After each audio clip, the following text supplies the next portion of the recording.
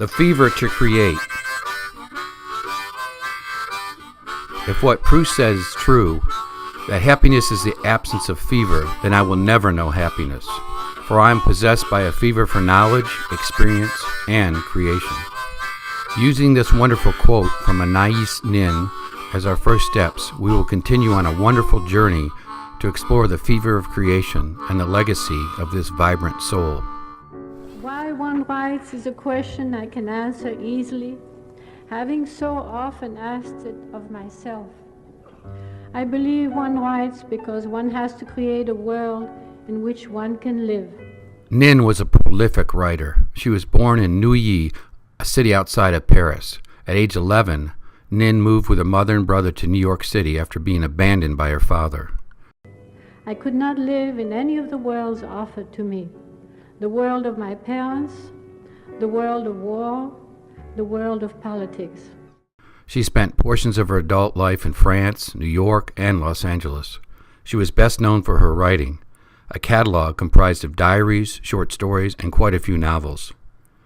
I had to create a world of my own, like a climate, a country, an atmosphere in which I could breathe, reign, and recreate myself. The work is regarded as powerful, disquieting, and sensitive. Her life came to an end in early 1977. In this video, we will explore the poetry of Nin's words. Pay close attention to the beauty of her language and the power behind her prose. Nin says, there are very few human beings who receive the truth, complete and staggering, by instant illumination. Most of them acquire it by fragments, on a small scale, by successive developments, cellularly, like a laborious mosaic. If you limit your choices only to what seems possible or reasonable, you disconnect yourself from what you truly want, and all that's left is compromise. My mission, should I choose to accept it, is to find peace with exactly who I am, to take pride in my thoughts, my appearance, my talents, my flaws, and to stop this incessant worrying that I can't be loved as I am. I don't really want to become normal, average, standard.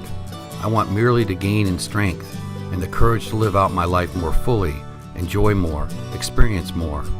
I want to develop even more original and more unconventional traits.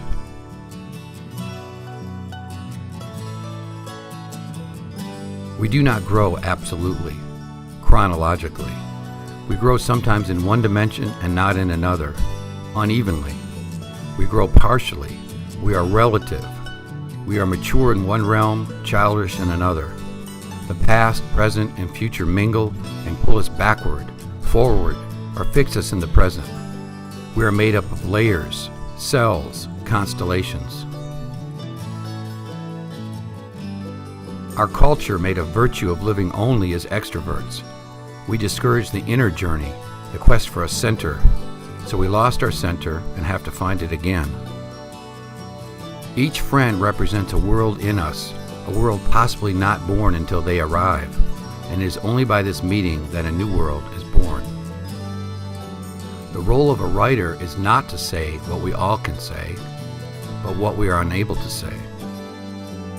It is not easy to find happiness in ourselves, and it is not possible to find it elsewhere.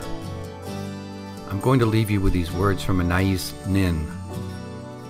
I write to recreate myself. We each write and read to recreate ourselves, better ourselves, learn of our inner truths and our surroundings.